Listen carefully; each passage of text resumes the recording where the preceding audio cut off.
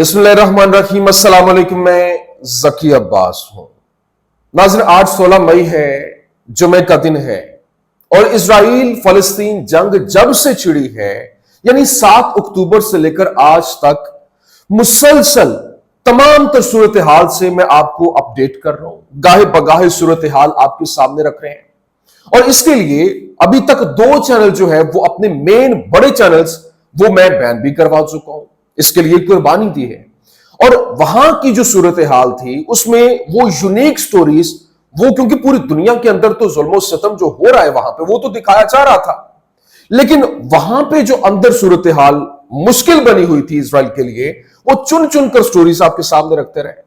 लेकिन अब मैं मजबूर हो चुका हूं कि वो स्टोरीज आपके सामने नहीं रख सकता। लेकिन इस वक्त जो हालात बने हुए हैं, जिस तरह से अपने अपने निशान के ऊपर बिजलियां गिरा रहे हैं, वो आपके सामने रखना बड़ा जरूरी है। इनके चेहरे बेनकाब करना बड़ा जरूरी है। जिस तरह से गुज़श्ता रोज व्लॉग में मैंने आपको बताया कि अरबों की जानिब से जिस तरह से अरबों डॉलर्स की बारिश कर दी गई अमेरिका के ऊपर, लेकिन दूसरी जानिब जो फलस्तीन है वहां पे आपने देखा कि हालात किस तरह से हैं। भूख, अफलास, पानी की लोग बूंद बूंद को तरस रहे हैं।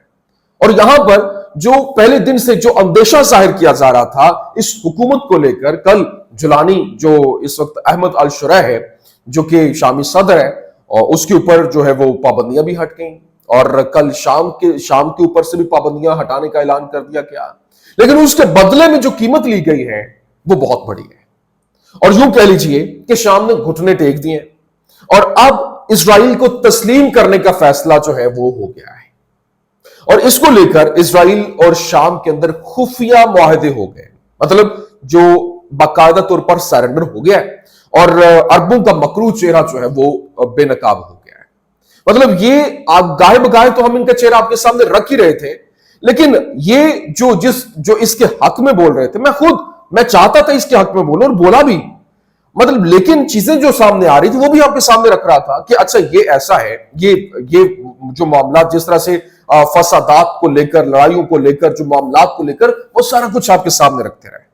लेकिन अब जो हालात बन रहे हैं, मतलब इसको तस्लीम करने के बदले में तमाम तरह पाबंदियां उठाई गई हैं। ये क्या स्टोरी है ये आपके सामने रखना है। और फिर दूसरी जानिब अकेला यमन जो है वो खड़ा है और यमन की जानिब से इजराइल के ऊपर हमले जारी हैं, जिसके बाद जो तल अबीब को निशाने पर लिया गया है, आयरन डोम की बैटरीज जो है वो उस तरह से इंटरसेप्शन के हवाले से वो कामयाबी हासिल नहीं कर पाई, ये खबरें रिपोर्ट हो रही हैं। फिर यमन के ऊपर इस वक्त इजराइल की जानिब से हमले जो है वो तेज कर दिए गए, बाकायदा तौर पर एक तगड़ी स्ट्राइक का ऐलान किया गया और उनकी मुख्तलिफ जो उनकी जो पोर्ट्स हैं उनको निशाना बनाया गया। कैसे, ये तमाम तर डिटेल्स वन बाय वन आपके सामने रखते हैं। अच्छा नाज़रीन, सबसे पहले मैं आपको बता दूं, देखें 1973 की अरब इजराइल जंग के दौरान जब सऊदी शाह फैसल ने इजराइल की हिमायत करने पर तेल की सप्लाई मुनक़ता कर दी थी और मगरिब को तेल से महरूम कर दिया था, तो हेनरी किसिंजर ने शाह फैसल से कहा था अगर सऊदी अरब ने बायकॉट नहीं उठाया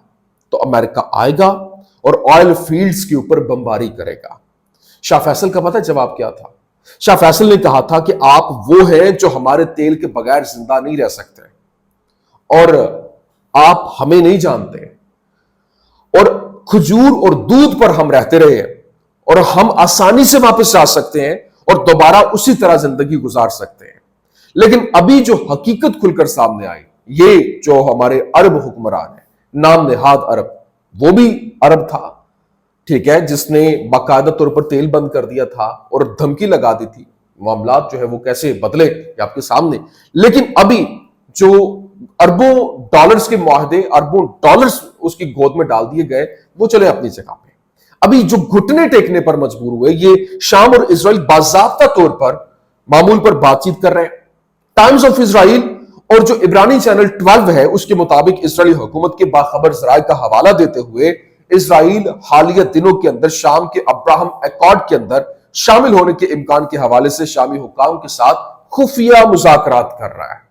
अभी कल शामी सदर के ऊपर से पाबंदियां हटी हैं और डोनाल्ड ट्रंप ने यह कहा था कि वो इजराइल को तस्लीम करेगा, वो बाकायदा तौर पर उसने कहा है। और फिर इतलात के मुताबिक जो गुज़श्ता दिनों आज़रबाईजान में एक मुलाकात हुई और इजलास में इजरायली फरीक की नुमाइंदगी IDF के chief of operations directorate major general Abid बाशविक ने की اور انہوں نے باکو کے اندر شامی حکام اور ترک نمائندوں سے ملاقات کی۔ شام کے صدر احمد الشرع یعنی الجولانی کو ریاض میں امریکی صدر ڈونلڈ ٹرمپ نے اسرائیل کے ساتھ تعلقات کو معمول پر لانے کی تاکید کی تھی، جس پر الشرع نے مبینہ طور پر ہاں بھی کہا تھا اور اس بات کی تصدیق کی کہ چند دن بعد کی شامی حکام اس بات کی تصدیق کے چند دن بعد ہی شامی حکام جنوبی شام کی صورتحال کے بارے میں اسرائیل سے بات بھی کر رہے ہیں۔ اور ابھی جو تازہ ترین صورتحال ہے، ابھی وہ جو خفیہ مذاکرات اور یہ یہاں تک کہ معاہدے جو ہو رہے ہیں اور بات چیت ہو رہی ہے کہ جی آپ ہمارے اوپر شام کے اوپر مزید قبضہ نہیں کریں، اور جو گولان ہائٹس کا معاملہ ہے جس کے اوپر اسرائیل کی جانب سے اپنا تسلط جمایا گیا ہے، ہم اس کے اوپر بات کرنے کے لیے تیار ہیں، آپ بے شک مت چھوڑیے اسے، اس کے اوپر اپنا تسلط رکھیے، ہم واپس نہیں لیں گے، لیکن ہاں شام کے اندر آپ مت آئیے۔ لیکن حیرانی کی بات یہ ہے کہ اس کو لے کر کتنا واویلا کیا جا رہا تھا، جی یہ جب آئے گا تو وہاں پہ جو ہے وہ فلسطین کو یہ ہو جائے گا، فلسطین میں یہ ہو جائے گا، اور باقاعدہ طور پر جو احمد الشرع ہے وہ ایک پوری فورس کے ساتھ آئے گا اور باقاعدہ اپنا کردار ادا کرے گا فلسطین کو لے کے۔ وہ تو اپنے کردار ادا کر رہا ہے، الگ سے کر رہا ہے۔ یہ چیزیں جو ہے وہ کھل کر سامنے آ گئی ہیں۔ اب تصویر زیادہ جو ہے وہ واضح ہو گئی ہے کہ امریکہ نیتن یاہو کے ساتھ بریک اپ کا دعویٰ کیوں کر رہا تھا۔ مقصد یہ تھا کہ مشرق وسطیٰ کے تمام ممالک کے ساتھ ایک معاہدہ جو ہے وہ کیا جا سکے اور فلسطینیوں کو روئے زمین سے مکمل طور پر ہٹانے کے لیے آخری ضرب جو ہے وہ لگائی جا سکے۔ ابھی اسرائیلی میڈیا نے امریکہ کے ساتھ بڑھتی ہوئی مایوسی کی رپورٹ جو ہے وہ شیئر کی۔ دیکھیں یہ اوپر سے تو لڑائی جھگڑا چل رہا ہے، بیک گراؤنڈ کے اوپر وہی معاملات ہیں۔ دعویٰ کیا ہے کہ اسرائیل اسٹریٹجک اثاثہ بننے سے واشنگٹن کے لیے ذمہ داری بن گیا ہے، اور یہاں صرف چند حالیہ اقتصابات ہیں جس میں اسرائیلی ٹی وی چینل 12 نے کہا کہ ایران اور غزہ کے بارے میں ٹرمپ انتظامیہ کے حالیہ بیانات سے اعلیٰ اسرائیلی حکام کو گہری تشویش ہے۔ پھر اسرائیلی ٹی وی چینل 12 نے کہا کہ واشنگٹن معاہدوں تک پہنچنے کے لیے جلدی میں ہے اور یہ اسرائیل کی قیمت پر نہیں ہونا چاہیے۔ اسرائیل کی جانب سے اپنی آواز سنانے کی کوششوں کے باوجود شاید ہی کوئی سن رہا ہو۔ ایکسیوس کے معروف جو اسرائیلی صحافی باراک راوڈ ہے، اس نے امریکہ کے تازہ ترین اقدامات کو نوٹ کیا جو اسرائیل کے مفادات اور نیتن یاہو کی درخواستوں کے خلاف تھے، اور ٹرمپ انتظامیہ نے شام کے صدر سے ملاقات یا پھر پابندیاں ہٹانے کے ٹرمپ کے فیصلے سے پہلے اسرائیل کو مطلع نہیں کیا۔ اچھا مطلع کریں یا نہ کریں، وہ تو اپنا رونا رو رہے ہیں کہ ہمیں بتایا نہیں ہے، ہمیں لوپ میں نہیں لیا، تو کر کس کے لیے رہا ہے؟ وہ اسرائیل کو تسلیم کرنے کی بات ہو رہی تھی۔ تو یہ چیزیں آہستہ آہستہ انفولڈ ہو رہی ہیں۔ ایسے بھی تو ڈائریکٹلی عوام کو بھی تو جواب دہ ہونا ہے، تو کسی طریقے سے ایک سیف پیسج بھی تو دینا ہے۔ لیکن گزشتہ ماہ وائٹ ہاؤس کے اندر ایک ملاقات کے دوران نیتن یاہو نے ٹرمپ سے کہا کہ وہ شام پر سے پابندیاں نہ اٹھائے، اور ٹرمپ کے ساتھ ملاقات کے دوران نیتن یاہو نے شام میں ترکی کے بڑھتے ہوئے کردار پر بھی تشویش کا اظہار کیا۔ لیکن ابھی جو صورتحال ہے، جو حالات ہیں، آپ دیکھیے کہ اس وقت جو اسرائیل کے اوپر یمن جو ہے وہ اکیلا وہ ٹکر لے رہا ہے، اور کس کے لیے؟ فلسطین کے لیے۔ اگر وہ بھی نہ لے تو کیا فرق، اس کو کیا ہے؟ ایک غریب عرب ملک ہے اور باقی عرب جو ہے وہ اپنے اربوں ڈالرز کو بڑھا رہے ہیں، اس کو انویسٹمنٹ کر رہے ہیں، اور مزید جو ہے وہ ان کو ڈبل کرنے کی کوششیں ہو رہی ہیں۔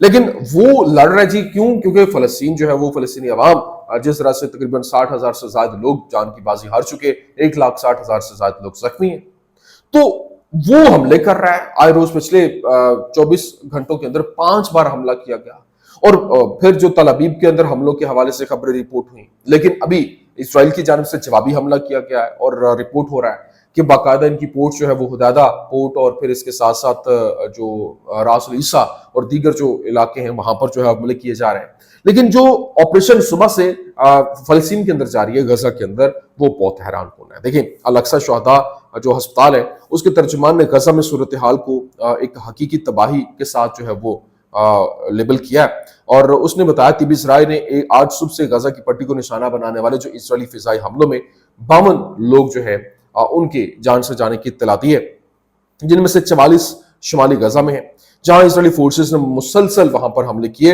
اور وہاں غزہ میں وزارت صحت کے ڈائریکٹر جنرل نے اس بات کی تصدیق کی کہ پٹی جو ہے وہ نسلی صفائی کے قتل عام کا مشاہدہ کر رہی ہے، جس کے نتیجے میں صرف 36 گھنٹوں کے اندر 250 افراد جان دے چکے ہیں۔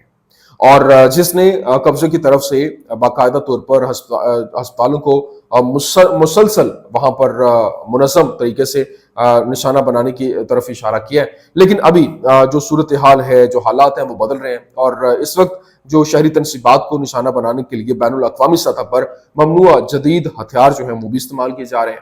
لیکن ڈائریکٹر جنرل نے یہ بھی اشارہ کیا کہ جو خراب چرن کے کیسز ہیں اس میں اضافہ ہوا، اور ان ہتھیاروں کے استعمال کی وجہ سے جو پٹی کے اندر طبی سامان، طبی عملہ اور انتہائی نگہداشت کی یونٹ میں شدید کمی کا انتباہ بھی ہے. لیکن ابھی جو شام اور ترکی کے درمیان مشترکہ طور پر سیکورٹی آپریشن میں 9 ملین سے زائد کیپٹاگون گولیاں جو ہے وہ ضبط کی گئی ہیں.